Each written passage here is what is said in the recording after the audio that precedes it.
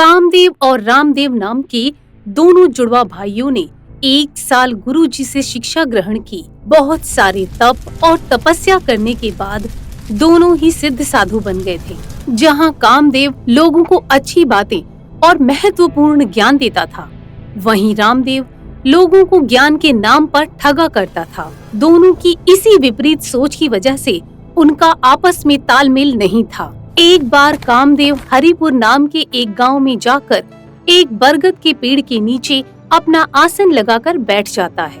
तभी गांव का जमींदार उनके पास आकर कहता है, जय राम जी की बाबा।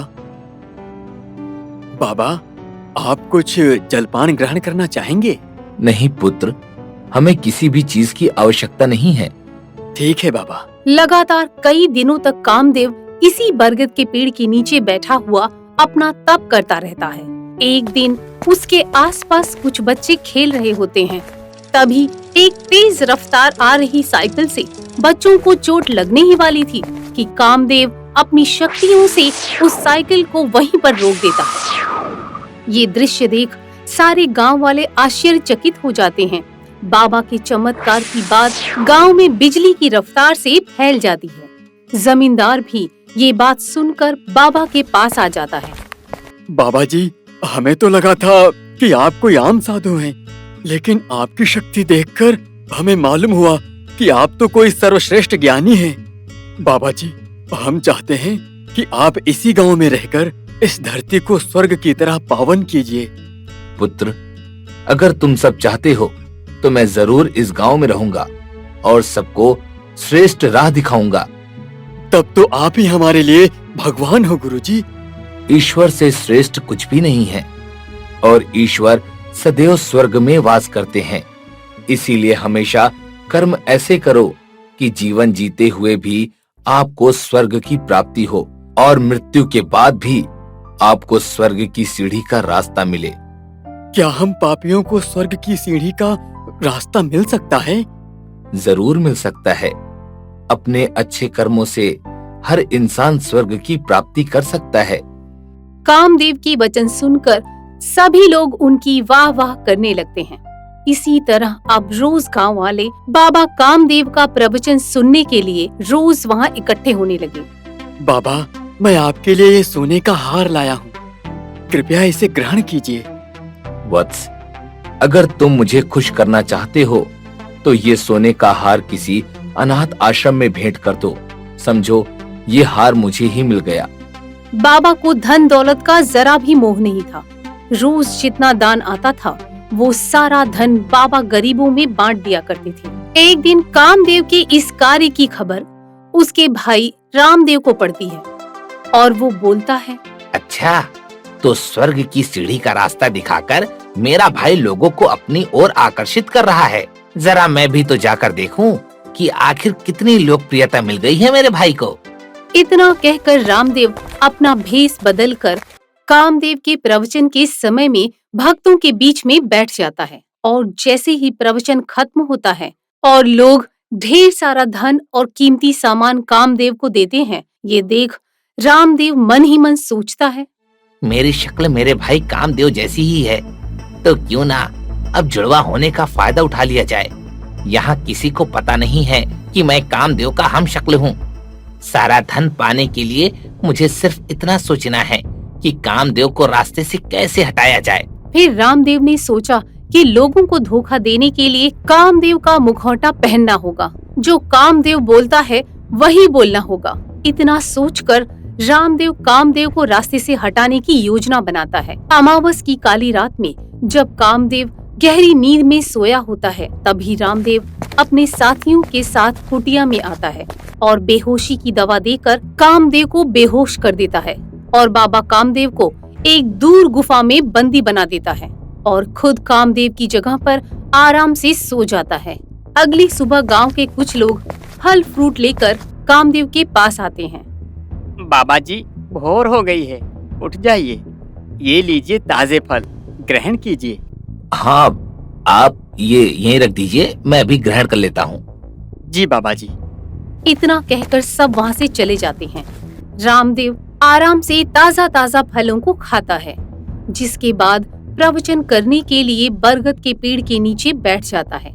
तो जैसा कि आप सभी जानते हैं कि मैं आप लोगों को स्वर्ग की सीढ़ी को प्राप्त करने का मूल मंत्र बता रहा था, लेकिन अब मैं आप लोगों को ये बताना चाहता हूँ कि स्वर्ग की सीढ़ी को प्राप्त करने के लिए हमें बहुत कुछ करना पड़ेगा।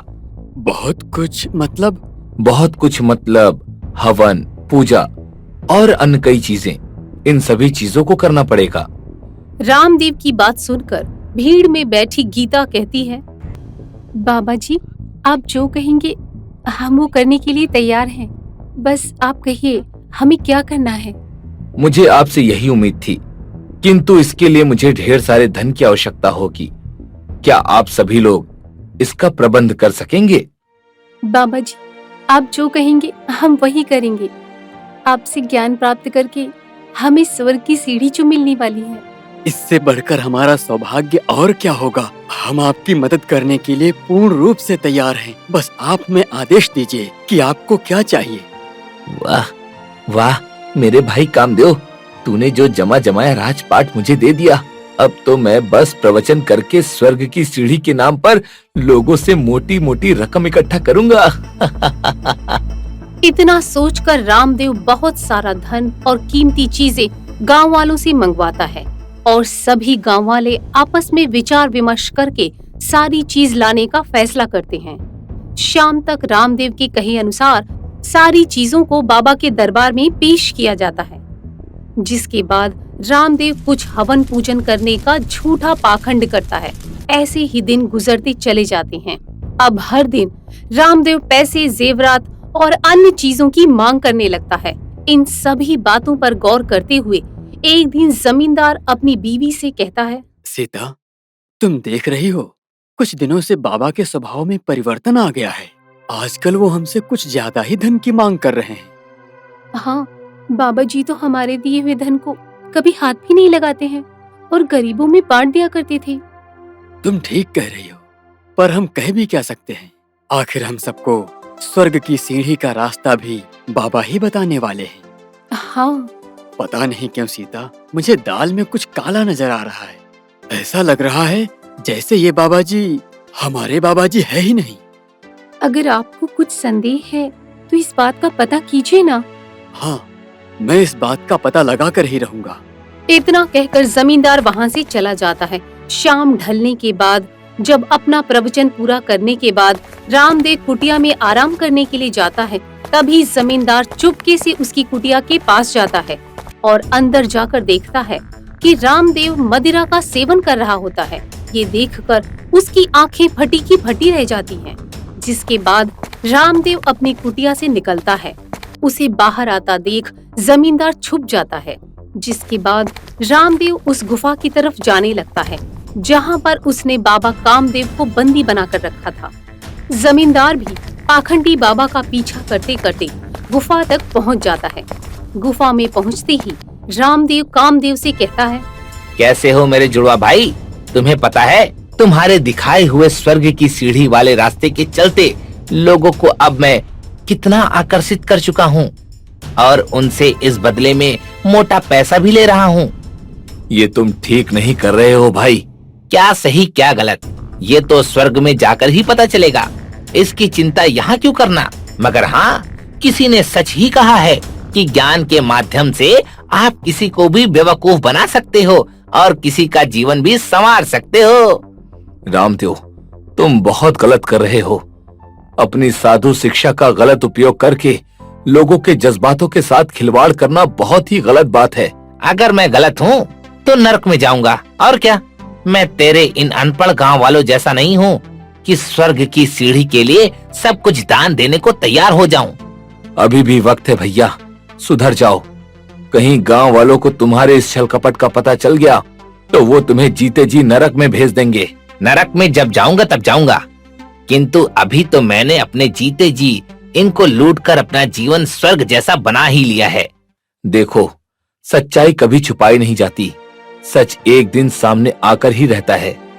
तुम्हारा हम शक्ल होने का फायदा उठाकर मैं तुम्हारी जगह बैठ गया हूँ। क्या ये कोई जान पाया? अरे किसी को पता भी नहीं चला कि मैंने तुम्हें यहाँ बंदी बनाकर रखा है। जिस दिन तुम्हें यहाँ कोई देख लेगा और जब वो मुझे छुड़ाने यहाँ पर आएगा, वो दिन तुम्हारा आखिरी दिन होगा। तुम्हें लगता है कोई तुम्हें छुड़ाने के लिए यहाँ पर आएगा? तुम यहाँ मेरे बंदी हो। यहाँ तुम्हें छुड़वाने या बचाने कोई नहीं आएगा और ना ही कभी आ पाएगा, समझा? इतना कहकर रामदेव वहाँ से चला जाता है। पर जमींदार को अब सारा सच पता चल चुका था। रामदेव की जाते ही जमींदार कामदेव के पास जाता है और उसके चरणों में झुककर प्रणाम करता है, जिसके बाद जमींदार कामदेव को आजाद करा के उसे अपने घर लेकर जाता है। अगली सुबह जैसे ही रामदेव प्रवचन करने के लिए कामदेव के सिंहासन पर जाकर बैठता है, तभी वहाँ पर जमींदार कामदेव के साथ आता है। ठहरो, तुम्हारा खेल खत्म हुआ पाखंडी। अपनी आंखों के सामने दो दो एक जैसे बाबा जी को देखकर सभी गांव वाले अचंभित हो जाते हैं। तभी जमींदार बोलता है, सुनो गांव वालों, हमारे बाबा की गद्दी पर बैठा हुआ शख्स नकली बाबा है। जो बाबा हमें इतने दिनों से स्वर्ग की सीढ़ी का मार्गदर्शन करने के नाम पर हमें ठग रहा था। क्या ये हमारे असली बाबा नहीं है? नहीं, हमारे असली बाबा जी यहाँ पर हैं। वो तो एक ढोंगी बाबा है जो कि बदकिस्मती से हमारे बाबा जी का जुड़वा भाई है। उसने हमारे बाबा जी को एक गुफा में कैद करके रखा था और उन पर खूब अत्याचार कर रहा था। मुझे तो इस पर पहले से ही शक था। मुझे भी जिस दिन शक हुआ, मैंने सारी बात का पता लगाया और पाखंडी को पकड़ लिया। जमींदार की बात सुनने के बाद सभी गांव वाले नकली बाबा को पकड़कर पुलिस के हवाले कर देते हैं। पुलिस धोखाधड़ी करने के जुर्म में रामदेव को जेल की सलाखों के पीछे ढकेल देती है। उसके बाद बाबा कामदेव वापस से स्वर्ग की सीढ़ी प्राप्त करने का मूल मंत्र लोगों को बिना किसी छल कपट के साझा करने लगता है और लोगों का जीवन धर्म कर्म से भरा हुआ बना देते हैं। कर्मों का फल। भोला बड़े से खेत में कड़ी धूप में काम कर रहा था। यहाँ खेतों में इतना काम पड़ा है और राकेश को कुछ पड़ी ही नहीं है। भोला अपने खेत में काम कर रहा था, तभी उसका पिता मनोहर वहाँ आता है। भोला, फसल की क्या हाल है? पिताजी, कुछ ही दिनों में फसल निकल आएगी। और वो निकम्मा राकेश कहाँ है? राकेश का कोई ठिकाना नहीं है, सारा दिन घूमता रहता है। तभी दोनों बाप बेटे अपनी बड़ी सी हवेली में आते हैं, जहाँ हवेली के बाहर गांव के कुछ लोग खड़े थे। बलराम, तुम सब यहाँ? मुखिया जी, आप ही हमें न्याय दिलाइए। इस महेश ने मेरा स्कूटर चुरा लिया है और जब मैं इससे अपना स्कूटर मांग रहा हूँ तो ये बोल रहा है कि ये स्कूटर इसने आपके बेटे राकेश से खरीदा है। मुखिया जी, ये झूठ कह रहा है। ये स्कूटर इसकी नहीं है। आपके बेटे ने मुझसे कहा है कि ये स्कूटर उनके दोस्त की है और ये बलराम मुझ पर झूठा आरोप लगा रहा है। तभी हवेली से मनोहर का बड़ा बेटा राकेश वहाँ आता है। राकेश भाई, देखिए ना, ये बलराम क्या बोल रहा है। ये बोल रहा है कि ये स्कूटर उसकी है और मैंने चोरी कर ली है, जबकि ये तो मैंने आपसे ली है। अब आप ही सब बताइए कि सच क्या है। राकेश, क्या तुमने बलराम के स्कूटर चुरा कर महेश को बेची है? पिताजी, ये 2 कौड़ी का गरीब महेश बकवास किए जा रहा है। मैंने इसे कोई स्कूटर नहीं बेची है। महेश के बच्चे, तुझे क्या मैं चोर उचक्का दिखाई देता हूँ? मालिक, आप झूठ क्यों बोल रहे हो? आप ही ने तो मुझे ये स्कूटर भेजा था। महेश, तुम जानते हो ना कि राकेश मेरा बेटा है और राकेश को पैसे की कोई कमी नहीं है। तुम बलराम का स्कूटर चुराकर मेरे बेटे पे आरोप लगा रहे हो। चुपचाप बलराम का स्कूटर वापस करो। मुखिया जी, मैं सच बोल रहा हूँ। ये स्कूटर आपके बेटे ने ही मुझे 10,000 रुपए में बेचा था। तुम झूठ बोल रहे हो। बलराम, अपना स्कूटर लो और जाओ यहाँ से। मनोहर अपने बेटे के साथ घर में जाता है और बलराम महेश से स्कूटर लेकर चला जाता है। मेरी बद्दुआ है, राकेश, तुम कभी सुख से नहीं रह पाओगे। राकेश का पिता मनोहर उसी गांव का मुखिया है। गांव में जब भी कोई समस्या होती थी, गांव वाले उस समस्या का समाधान करने के लिए मनोहर के पास ही आते थे। मनोहर के पास एक बड़ी हवेली थी, कई सारी जमीनें और 2 खेत थे। मनोहर का बेटा भोला खेत संभालता था और दूसरा बेटा राकेश कोई काम नहीं करता था। महेश की बद्दुआ देने के बाद राकेश सोचता है, बलराम का स्कूटर मैंने ही चुरा कर महेश को 10,000 रुपए में बेचा था। अच्छा हुआ कि मेरी सच्चाई पिताजी के सामने नहीं आई, वरना इज्जत चली जाती और वो 10,000 भी मुझे वापस देने पड़ते। राकेश हमेशा गांव वालों की चीजों को चुरा कर दूसरों को बेच देता था और जब गांव वाले राकेश की शिकायत मनोहर से करते थे, तब राकेश बड़ी ही चालाकी से झूठ बोलकर बच जाता था और मनोहर भी अपने बेटे को चोर मानने से इनकार करते हुए जाने अनजाने में राकेश का साथ देता था। उसी रोज रात के वक्त मनोहर राकेश से कहता है, राकेश, आखिरकार कब तक तू अपनी जिंदगी को ऐसे ही बर्बाद करता रहेगा? अपने छोटे भाई को देख, उसने सारी जिम्मेदारी अपने कंधों पे संभाल ली है और एक तू है जो दिन भर आवारागर्दी करते करते घूमता रहता है। पिताजी, मुझे ये खेतों के काम में कोई दिलचस्पी नहीं है। राकेश मनोहर की एक नहीं सुनता था। इसी तरह दिन गुजरते गए। भोला अपने पिता के खेतों और कारखानों में रात दिन मेहनत करता था और राकेश सारा दिन इधर उधर घूमता रहता था। एक रात अचानक बहुत ज्यादा तबीयत खराब होने की वजह से मनोहर की मौत हो जाती है। कुछ दिन बाद भोला और राकेश गांव वालों के बीच पंचायत में बैठे थे। गांव वालों, अब मुखिया जी की जगह उनके दोनों बेटों में से किसे मुखिया बनाया जाए, ये तय करना होगा। तो बताइए, किसे मुखिया बनाया जाए, भोला को या राकेश को? मेरे हिसाब से हमें राकेश को ही मुखिया बनाना चाहिए, क्योंकि राकेश बड़ा बेटा है। मनोहर का बड़ा बेटा होने के नाते गांव वाले राकेश को ही मुखिया घोषित कर देते हैं। ये तो कमाल है, सारा गांव अब मेरे हाथों में आ गया है। अब तो मुझे करोड़पति बनने से कोई भी नहीं रोक सकता। पंचायत से घर जाते ही भोला ने राकेश से कहा, राकेश, आज तक पिताजी ईमानदारी से गांव वालों को न्याय दिलाते हुए आ रहे हैं। अब आप भी इन लोगों के साथ इंसाफ करना।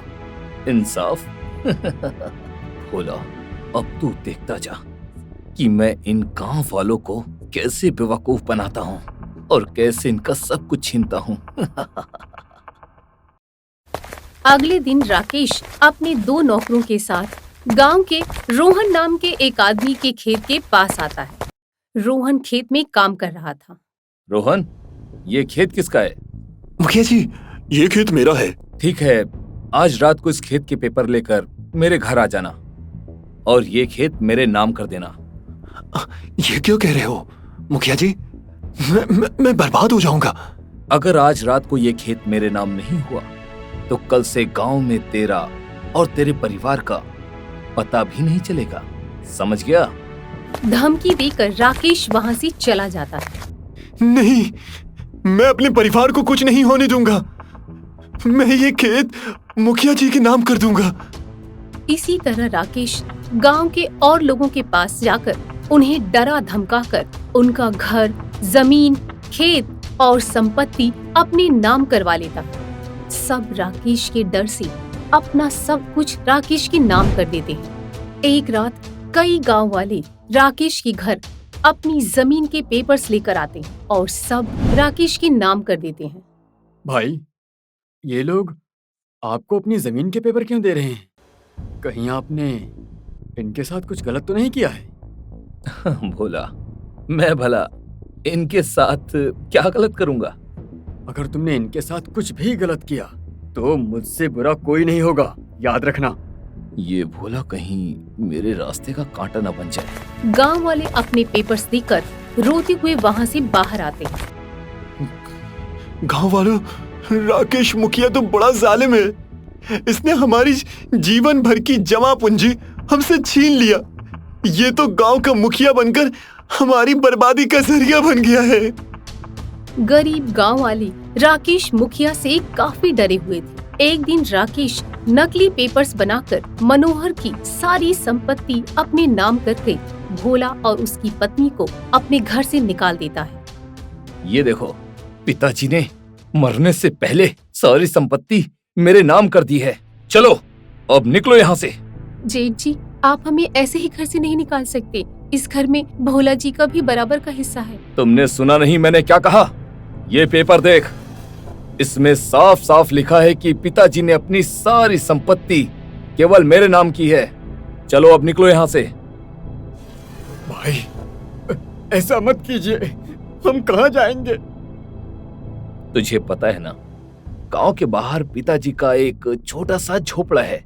मैं तुझे वो झोपड़ा दे देता हूँ, तो तू वहां जाकर रह सकता है। चल अब निकल यहाँ से। भोला और साधना चलते चलते बाहर सड़क पर आते हैं। आपके भाई ने धोखे से ससुर जी की सारी संपत्ति अपने नाम कर ली, इसलिए आप पंचायत में जाकर अपने भाई की शिकायत कीजिए। पंचायत आपके हक में जरूर फैसला करेगी। नहीं साधना, पिताजी ने इस गांव में काफी इज्जत कमाई है। अगर मैं पंचायत में गया तो सारे गांव में पिताजी की इज्जत चली जाएगी। दोनों रोते रोते गांव के बाहर मनोहर के झोपड़े को अपना आशियाना बनाते हैं। अगले दिन भोला एक अनाज के कारखाने में मजदूरी करने जाता है। उधर राकेश गांव वालों को डरा धमकाकर उनसे उनकी संपत्ति छीनता जाता है। करीब 1 महीने ऐसे ही बीत जाते हैं। भोला अपनी पत्नी के साथ उस छोटे से झोपड़े में रहकर गरीबी में अपना गुजारा कर रहा था। गांव वाले राकेश के कहर से परेशान हो चुके थे। एक रात भोला अपने झोपड़े में सो रहा था, तभी अचानक उस घर की फर्श से कीड़े निकलने लगे। साधना, देखो ये कीड़े कहाँ से आ रहे हैं? हे भगवान, इतने सारे कीड़े! लगता है ये कीड़े हमें कुछ कहने आए हैं। अच्छा, तो हमें क्या करना चाहिए? हमें इस जमीन को खोदना चाहिए। तुम ठीक कह रही हो। फिर भोला घर की फर्श को खोद कर देखता है तो उस जमीन के अंदर से ढेर सारा सोना निकलता है। सुनो साधना, यहाँ तो खजाना है। खजाना देख दोनों खुश हो जाते हैं। हम तो माला माल हो गए जी। हाँ, ये खजाना पिताजी का ही होगा। राकेश को खजाने के बारे में पता चलने से पहले हम ये खजाना लेकर कहीं दूर चले जाते हैं। नहीं साधना, ये खजाना पिताजी का है, इसलिए इस खजाने में राकेश का भी बराबर का हिस्सा है। हम ये खजाना अकेले नहीं ले सकते। हमें इस खजाने में से आधा खजाना राकेश को देना होगा। आप पागल हो गया? आपके भाई ने आपके साथ इतना गलत किया, धोखे से सारी संपत्ति अपने नाम कर ली, फिर भी आप उन्हें आधा खजाना देने की बात करते हैं। इसलिए इस खजाने में राकेश का भी बराबर का हिस्सा है। हम ये खजाना अकेले नहीं ले सकते। हमें इस खजाने में से आधा खजाना राकेश को देना होगा। साधना, मैं जानता हूँ राकेश ने हमारे साथ बहुत गलत किया है, पर हम उसके साथ बुरा नहीं कर सकते। अगर हम भी उसकी तरह सोचने लगे तो हम में और उसमें फर्क क्या रह जाएगा? जिसका जितना हक है उसे उतना मिलना चाहिए ना। अगले दिन भोला सारा खजाना लेकर गांव की पंचायत में आता है और राकेश को भी बुलाता है। फिर अपने पिता के खजाने के बारे में सबको बताता है। गांव वालों, पिताजी की संपत्ति में से राकेश ने मुझे मेरे हिस्से में एक छोटा सा झोपड़ा ही दिया था, मगर उस घर से मुझे मेरे पिताजी का ये खजाना मिला है। अब पिताजी का खजाना होने के नाते इस खजाने पर राकेश का भी तो बराबर का अधिकार है। इसलिए मैं पंचायत से अनुरोध करता हूँ कि इस खजाने के 2 हिस्से करके एक हिस्सा राकेश को दे दिया जाए और दूसरा मुझे। ये सुनकर राकेश का सर शर्म से झुक जाता है। भोला, मैंने तो तेरे साथ इतना बुरा बर्ताव किया। पिताजी की सारी संपत्ति मैंने धोखे से अपने नाम कर ली और तुझे 1 पैसा भी नहीं दिया। फिर भी तो ये करोड़ों के खजाने में से मुझे हिस्सा दे रहा है। भाई तू कितना नेक है। आज तो इतने सारे खजाने में से मुझे मेरा हिस्सा देने आया है। तू चाहता तो ये खजाना अकेले भी रख सकता था। भाई, मैं आपका हक कैसे ले सकता था? पिताजी कहते थे कि बेटा जीवन में सब करना, पर किसी का हक कभी नहीं छीनना और हमेशा अच्छाई करके नेकी के रास्ते पर ही चलना। क्योंकि नेकी का रास्ता ही कामयाबी का रास्ता है। बुराई के रास्ते पर मजा तो बहुत आता है, पर वो हमारी जिंदगी बर्बाद कर देता है। आपने जो मेरे साथ किया वो आपका कर्म था, और जो मैं कर रहा हूँ ये मेरा संस्कार है जो पिताजी ने मुझे सिखाया है। ये सुनकर राकेश को अपने किए पर बहुत पछतावा होता है और रोकर भोला से माफी मांगता है। मुझे माफ कर दो भोला, मुझसे बहुत बड़ी गलती हो गई। तू सच में बड़ा भाई है यार। तू एक नेक और अच्छा इंसान है भोला। मैं बहुत बुरा हूँ, मुझे माफ कर दे भोला। मैं आज से सारे बुरे काम, बुरे रास्ते, बेईमानी करना सब कुछ छोड़ दूंगा और हमेशा अच्छाई और नेकी के रास्ते पर ही चलूंगा। मुझे मेरे हक से ज्यादा कुछ और नहीं चाहिए भाई, मुझे बस तू चाहिए। चल मेरे भाई, अपने घर चल। राकेश को अपनी गलती का एहसास हो गया। उसने सारे गांव वालों की जमीनें वापस कर दी। ये देख भोला ने राकेश को माफ कर दिया। फिर अपनी पत्नी को लेकर हमेशा के लिए राकेश के साथ हवेली में रहने के लिए चला जाता है, जिसके बाद दोनों भाई खुशी खुशी एक साथ अपना जीवन बिताने लगते हैं। तो दोस्तों, इसी को कहते हैं कर्मों का फल, अच्छे कर्मों का फल हमेशा अच्छा ही होता है।